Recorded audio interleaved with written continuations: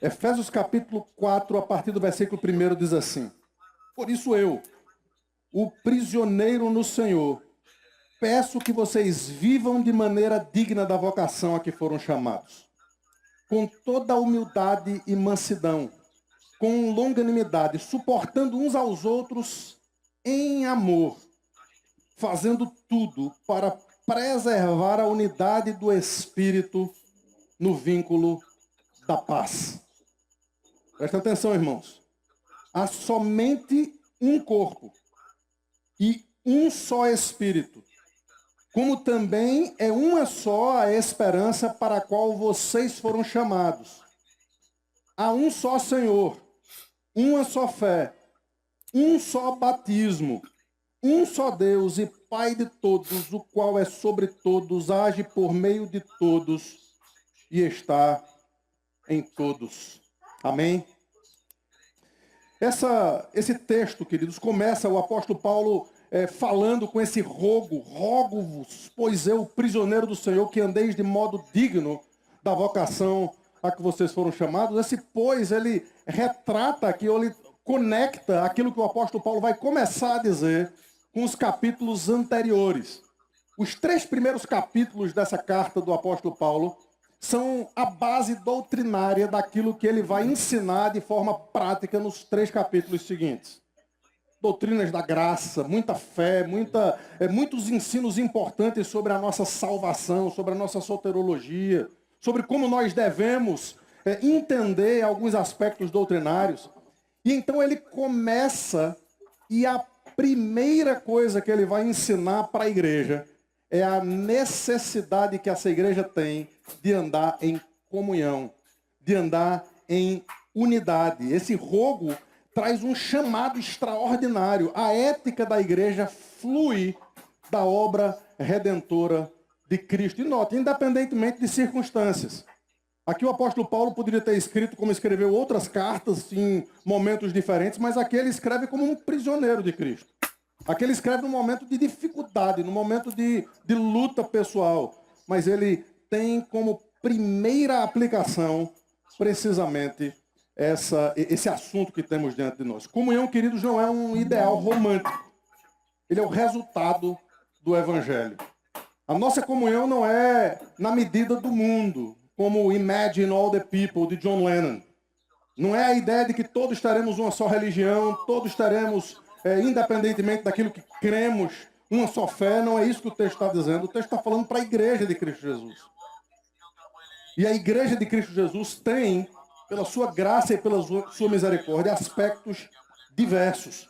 É por isso que eu quero dividir esse texto aqui em 4 pontos. O primeiro, a unidade da igreja é um chamado. Não é uma opção.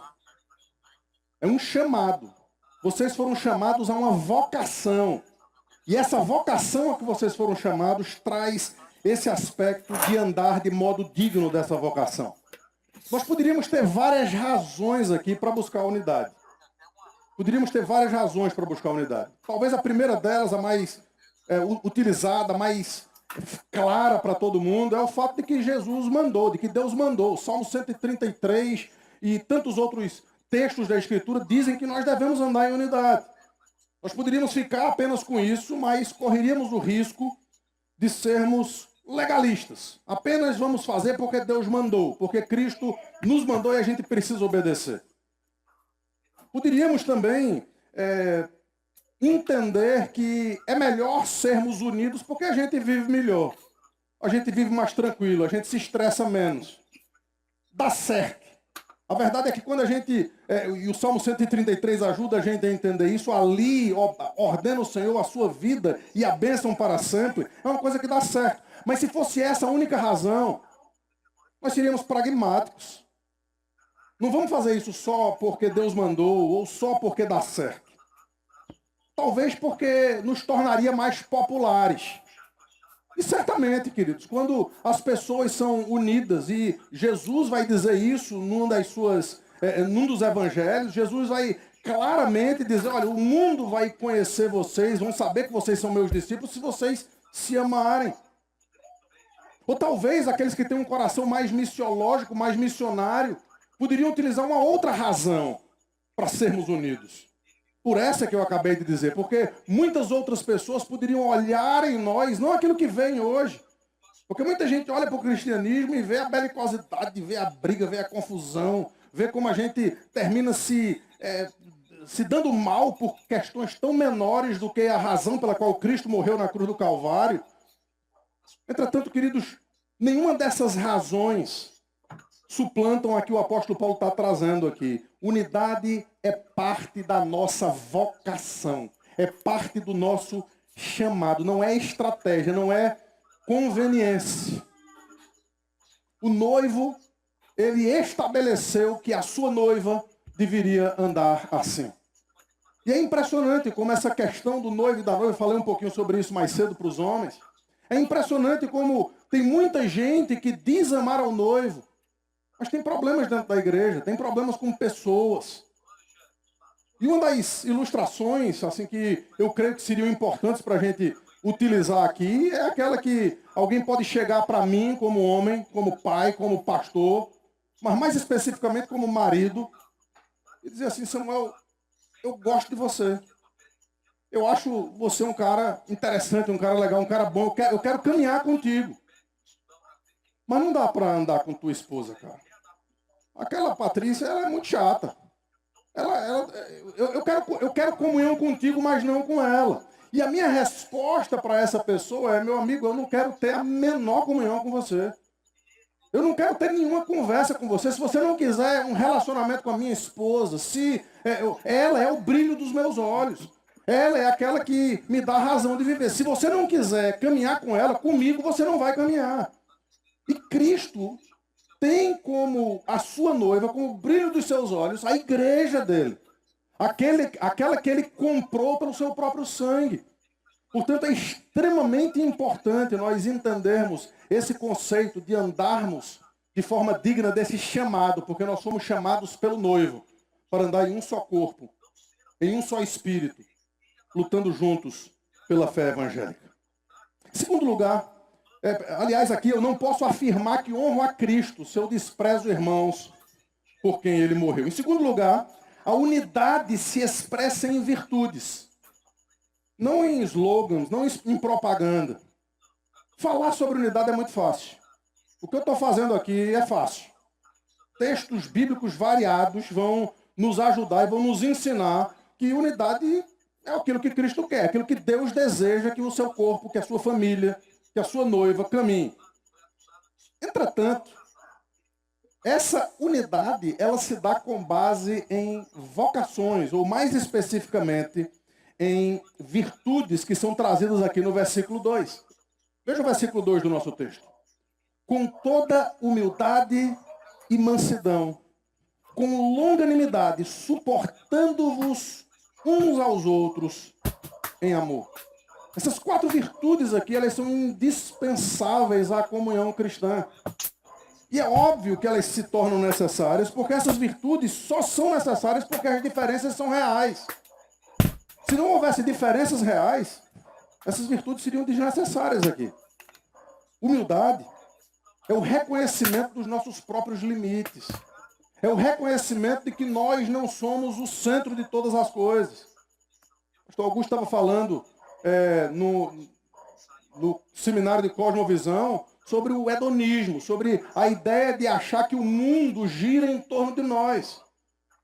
Isso é muito natural em nós, seres humanos. A gente pode não se achar orgulhoso até que alguém pise no nosso calo, até que alguém diga alguma coisa que os nossos ouvidos não gostam. Até que nós, de alguma forma, vivamos ou falemos alguma coisa que vai entrar na zona de conforto do outro. Aí essa virtude da humildade, ela começa a ser suficiente. Nós precisamos reconhecer as nossas fraquezas, os nossos pecados, nossas ideias ruins. Trabalhar em conselho, trabalhar em pluralidade de presbíteros é extraordinário por conta disso. Porque de vez em quando a gente acha que tem a melhor ideia do mundo. E a gente traz a nossa ideia e daqui a pouco um olha para a cara do outro e diz: que ideia foi essa? Às vezes a gente tem ideias ruins. E, queridos, andar em humildade nos ajuda muito na nossa caminhada cristã. Segunda virtude aqui é mansidão. Mansidão é não se impor pela própria força. E é cada vez mais difícil quando você... Alguém tenta ir um pouquinho mais rápido que nós. Como é que nós controlamos os nossos lábios, ou os nossos dedos, ou os nossos pensamentos? Precisamos entender que muitas vezes esse aspecto de paciência, ele vai-se embora assim conosco, e isso se retrata, se reflete nos nossos relacionamentos interpessoais. Queridos, o que está acontecendo hoje com o Evangelho é algo extraordinário. Tem muita gente nova chegando ao Evangelho. Deus está fazendo algo fantástico nos nossos dias. Eu creio que a gente está vivendo um momento de uma colheita linda, extraordinária. E todas as pessoas que chegam novinhas ao Evangelho, elas chegam cheias de dúvidas. Elas chegam cheias de perguntas, de questionamentos. Mais especificamente, tem muita gente que agora está conhecendo as doutrinas bíblicas.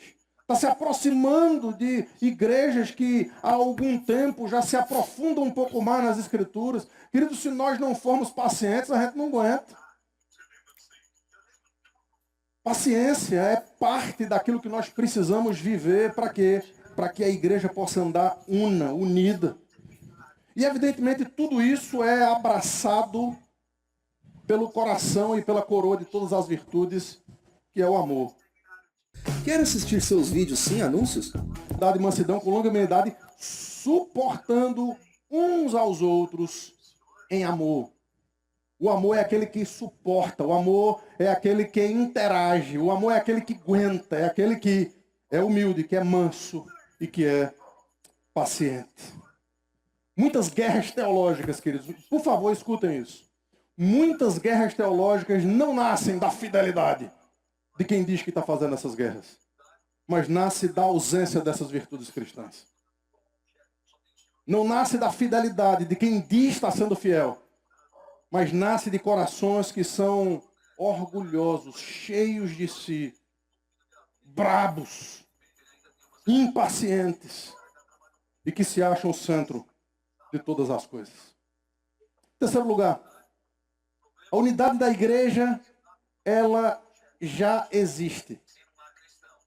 A unidade da igreja não é algo que a gente precise conquistar. Ela já foi conquistada pelo Espírito Santo de Deus e ela já foi comprada por aquilo que Cristo fez na cruz do Calvário. Isso muda um pouco o jogo de como a gente fala, e de como a gente vê, e de como a gente sente a unidade da igreja. Eu e vocês, nós fomos chamados para preservar aquilo que Cristo já conquistou. Veja aí o versículo 3. O versículo 3 diz assim: fazendo tudo isso para preservar a unidade do Espírito no vínculo da paz. É óbvio que é necessário um esforço, esforçando-vos diligentemente para isso. Mas note que Paulo aqui não chama a igreja para criar a unidade, ou para impor a unidade, ou sequer para uniformizar a unidade, como muita gente pensa. A unidade já existe, ela é obra do Espírito de Deus. Não é produto de acordos humanos.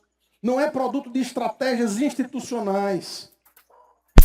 E me permitam dizer, como presbiteriano aqui, também não é produto de alinhamentos denominacionais.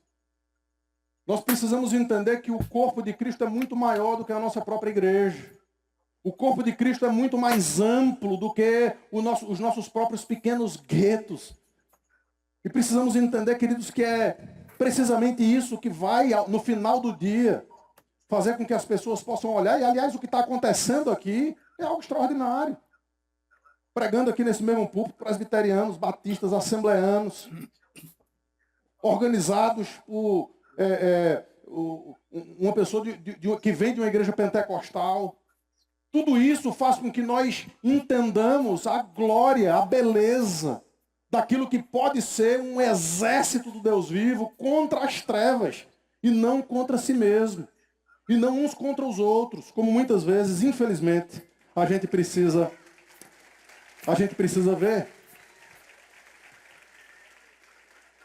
O chamado bíblico é para preservar, para guardar, para proteger aquilo que Deus já fez. Algumas aplicações nesse ponto aqui. Quando a gente transforma questões secundárias em campo de batalha. quando a gente chama as nossas preferências pessoais e elevamos isso ao nível da máxima ortodoxia, quando nós tratamos irmãos que prezam pelo Evangelho como inferiores, como menores, por conta de diferenças como essas. O pecado aqui, queridos, não é discordar, porque nós não estamos defendendo a verdade, nós estamos rompendo com a unidade do corpo de Cristo. O pecado aqui é romper por motivos menores do que aquilo que Deus uniu o corpo de Cristo. É óbvio que vai haver espaço para debates, a gente vai falar sobre isso aqui. É óbvio que a gente vai poder conversar sobre doutrinas e compreender o porquê pensamos diferentes. Isso jamais deve nos desunir. Muito pelo contrário. Muito pelo contrário. Errado. Essa frase talvez seja uma das frases menos ditas, mas mais sentidas por pastores, por aqueles que se sentem alguma coisa. Errado é quem discorda de mim. É assim que a gente pensa. Está todo mundo errado, só eu estou certo. E, queridos, é impressionante a gente perceber como é bom, é gostoso a gente trabalhar com pessoas que pensam diferentes de nós, porque isso vai fazer com que o corpo possa crescer em unidade para a glória e para a honra do nome de Deus. Em quarto lugar, queridos, a unidade cristã tem fundamento doutrinário. Ela tem fundamento doutrinário. Aurivan aqui ontem à noite trouxe uma mensagem extraordinária.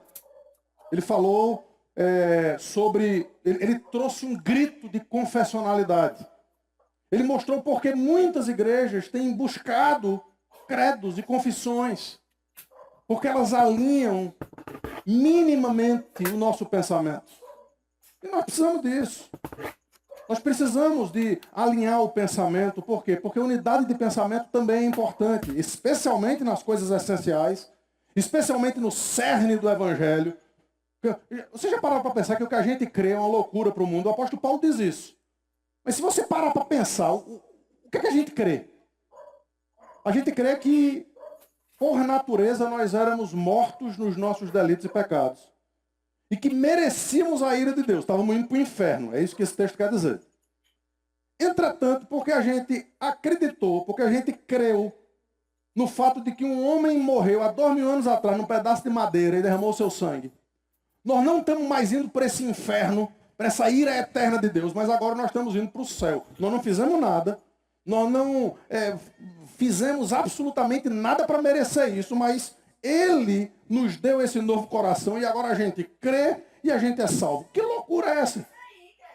Esse é o Evangelho, irmãos. Isso já é loucura o suficiente para que nós sejamos unidos por essa loucura com a qual nós nos unimos. Entretanto, o texto vai um pouquinho adiante aqui, dizendo que há um só corpo. E ainda que esse corpo tenha vertentes distintas, e esse púlpito aqui, esse palco aqui já demonstrou isso. Já demonstrou isso de uma forma muito clara, muito objetiva. De uma forma que nos traz para as nossas humilhações, nos traz para o reconhecimento de que nós não somos o último suprassumo da ortodoxia, como muitas vezes nós nos julgamos ser. E precisamos entender que, muito além daquilo que nós vivemos e sentimos, há uma multidão de gente que está sendo saqueada do inferno por denominações que talvez a gente ainda nem conheça. Por gente que está... O camarada do Barnabás falou aqui, que coisa extraordinária. Gente em países que nunca ouviram o nome de Cristo. São agora nossos irmãos, comprados pelo sangue. Por quê? Porque acreditaram nessa história louca que nós acabamos de falar aqui. Irmãos, um só corpo, um só espírito, uma só esperança. E que esperança gloriosa é essa, irmãos? A esperança não é apenas fé, uma só fé. Não é apenas aquilo que nós conhecemos do passado. Porque fé é a certeza de coisas que não vimos. Mas é também a convicção de coisas que esperamos. Esse Rei da Glória, esse que nós chamamos de Senhor dos Senhores e Rei dos Reis, Ele vai voltar para nos levar para casa. E eu e vocês, se formos crentes, salvos pelo nome do nosso Senhor e Salvador Jesus Cristo, temos uma eternidade para nos entender. Está caminhando conosco. Pensem assim, eu não vou andar com esse povo porque eles não conseguem se entender. Queridos, é preciso urgentemente mudar a belicosidade do pensamento de muita gente nas igrejas. Um só espírito, uma só esperança, um só Senhor, uma só fé, um só batismo. E nós não estamos falando de modo de batismo aqui. Um só batismo, um só Deus e Pai de todos. Isso não é relativismo, queridos. Isso é ortodoxia essencial. Nós precisamos, eu quero fazer coro com a Aurivan aqui, nós precisamos descer as Escrituras. Nós precisamos nos aprofundar na palavra de Deus. Nós precisamos amar. Pedro e Paulo foram exemplos extraordinários disso. Foram homens que tiveram as suas divergências, tiveram as suas lutas. Foram homens que precisaram um ao outro, às vezes, falar com certa rigidez e certa rispidez por conta de tendências. Entretanto, nos momentos mais cruciais, eles estavam se defendendo, eles estavam juntos. Porque o que estava em jogo ali não eram as suas preferências pessoais, era o próprio Evangelho de Cristo Jesus. Portanto, unidade não é relativismo, zelo não é belicosidade. Eu amo os solas da Reforma Protestante. Se a gente entendesse, pelo menos, que esse livro, ele nos une, somente as Escrituras, somente a palavra de Deus. Isso traz para mim e para vocês, queridos, um firme fundamento para que não sejamos, como o apóstolo Paulo diz aos Efésios, como meninos levados de um lado para o outro por qualquer vento de doutrina, pela artimanha de homens que podem inventar. O apóstolo Paulo, inclusive, fala aos Colossenses que as pessoas se deixam levar por visões, culto de anjos, por sonhos, e por invenções pessoais, com pretexto de humildade, mas que essas coisas não têm nenhum valor contra a santidade, contra o pecado, contra as inclinações da nossa própria carne. Nós não somos unidos porque concordamos em tudo, mas somos unidos porque confessamos o mesmo Senhor e o mesmo Evangelho. Queridos, o Novo Testamento chama a igreja a confrontar heresias, mas também condena contendas inúteis. E nós precisamos entender que quando chamamos tudo de heresia, nós esvaziamos o peso da verdadeira heresia. Quando a gente chama qualquer coisa, qualquer dúvida, qualquer diferença de heresia, nós podemos terminar esvaziando o peso e fazendo com que muita gente que ache esses belicosos tão nocivos, que vão terminar se unindo com gente que a gente não devia estar se unindo. Porque não pensa da mesma forma em relação às coisas básicas do Evangelho, à Trindade Santíssima, ao sangue de Cristo, aos milagres do nosso Senhor, àquilo que nós podemos entender como sendo a única forma de salvação. Queridos, esse é também um chamado para o nosso tempo. Eu falei ontem, quero repetir hoje aqui, como tem sido animador, tanto aqui quanto na igreja que pastoreamos, né, pastor Augusto lá em Orlando, perceber um renovo, jovens, meninos, adolescentes, querendo não apenas voltar para as igrejas, mas querer entender as doutrinas da graça, querer entender a palavra de Deus, querer viver em santidade. Hoje a gente tem mais problema com pais do que com filhos. É impressionante a gente perceber que Deus está agindo e, quem sabe, queridos, um avivamento esteja acontecendo no nosso tempo e talvez a história diga isso.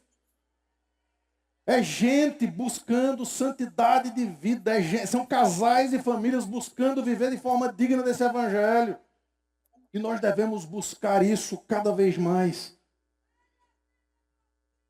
Vivemos um tempo de grande oportunidade, queridos. O mundo não precisa, nesse momento de colheita, de uma igreja dividida, fragmentada, mas precisa de uma igreja unida em torno de Cristo, anunciando o evangelho contra o reino das trevas, avançando contra as portas do inferno que não prevalecerão contra a igreja do Deus vivo. Uma igreja assim, unida, fiel, viva, é chamada a impactar o mundo como sal e luz. É sobre isso que o nosso querido Gran Conato vai falar daqui a pouco. O mundo sendo impactado porque a igreja vive como sal e luz. Lembra da história das cobrinhas? Mateus capítulo 12. O Senhor Jesus está lidando com uma situação um tanto esquisita ali, porque ele tem curado pessoas e exorcizado alguns demônios. Alguns escribas e fariseus começam a repreender Jesus e dizer, olha, ele está fazendo isso em nome de Belzebu, o maior dos demônios. João teve uma experiência interessante com Jesus do outro lado da moeda. Quando outros estavam exorcizando também, João chegou para Jesus e disse assim, Jesus, tem um pessoal ali que não anda com a gente, está fazendo a mesma coisa que nós. É bronca, né? Como é que eles podem estar fazendo isso? E Jesus diz, meu filho, não repreendas. Quem não é contra nós é por nós. A gente gosta muito da outra frase de Jesus. Quando Jesus está tratando sobre outro assunto, que diz quem não é por nós é contra nós, quem comigo não ajunta espalha. Mas nesse ponto específico, Jesus diz o contrário. Jesus diz, quem não é contra nós é por nós. Nesse momento de Mateus 12, ele se vira para os discípulos e lidando com os fariseus, ele diz o seguinte, ele diz, olha, toda casa dividida contra si mesma não subsistirá. Ele aplica isso ao reino das trevas. Se Satanás espere Satanás, dividido está contra si mesmo, não se preocupem com isso, deixa eu fazer o trabalho.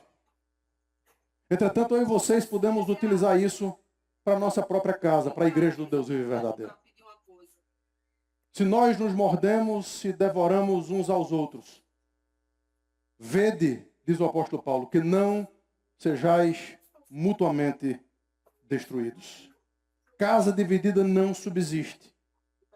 Infelizmente, em alguns rincões, em alguns locais, Satanás não precisa nem trabalhar. Já tem pastor suficiente fazendo isso. Já tem pastor suficiente vivendo em clima de belicosidade, de guerra. E nós precisamos entender que é hora de unirmos esforços em nome da lindeza, da glória excelsa do Evangelho do nosso Senhor e Salvador Jesus Cristo. A comunhão dos santos, queridos, é um dos testemunhos mais poderosos que o Evangelho pode mostrar a um mundo completamente dividido.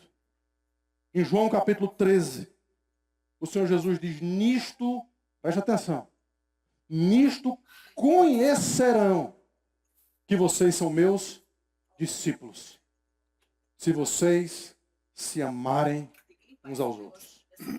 Que nós possamos entender, queridos, que a glória do Evangelho é escondida muitas vezes em vasos de barro, como eu e como vocês.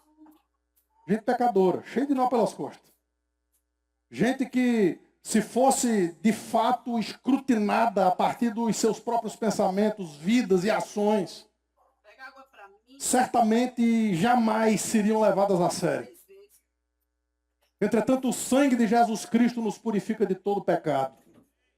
Entretanto, aquele que começou a boa obra vai completá-la até o dia de Cristo Jesus. E é precisamente por conta disso que há um clamor, queridos, a partir desses que têm falado para vocês aqui nessa conferência. Para que andemos não apenas de forma digna do Evangelho de Cristo, mas para que unamos as nossas forças contra o reino das trevas. Para que o nome de Jesus Cristo, o Rei dos Reis e Senhor dos Senhores, possa ser espalhado não apenas pelo Nordeste, mas por todo o mundo, para a honra e para a glória dele. Imagine construir um site completo